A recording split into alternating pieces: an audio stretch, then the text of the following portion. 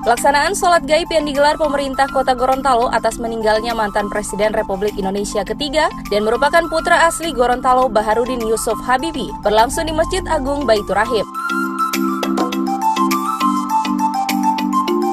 Sholat gaib ini digelar usai sholat Isya berjamaah yang dihadiri langsung oleh Wali Kota Haji Marten Taha SE Mekdev, Wakil Wali Kota Rian Fakrisan Kono Bekom, dan seluruh jajaran pejabat pemerintah Kota Gorontalo.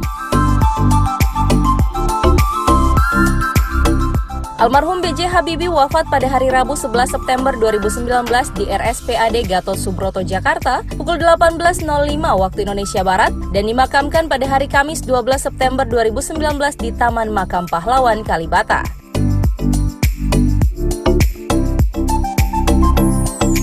Sholat gaib dan doa tahlilan ini sebagai ungkapan bela sungkawa pemerintah Kota Gorontalo yang kehilangan putra terbaik bangsa Indonesia. Wali Kota Haji Marten Taha SE Mekdev dalam sambutannya mengatakan, hingga Jumat 13 September 2019, seluruh masjid di Kota Gorontalo yang berjumlah 306 masjid diinstruksikan untuk menggelar sholat gaib sebagai ungkapan bela sungkawa atas wafatnya B.J. Habibie.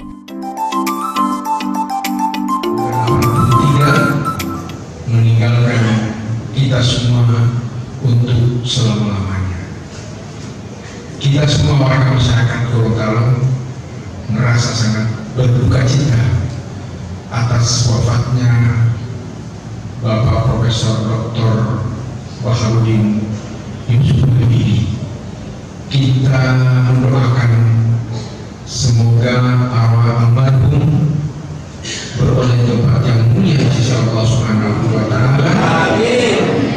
Dan kita semua, baik keluarga beliau, kerabat beliau, dan tentunya bangsa Indonesia, wabil khusus masyarakat Gorontalo, senantiasa diberikan ketabahan dan kekuatan dan senantiasa mendoakan agar beliau beroleh surga dan rohani, diterangi dan diberikan tempat yang mulia.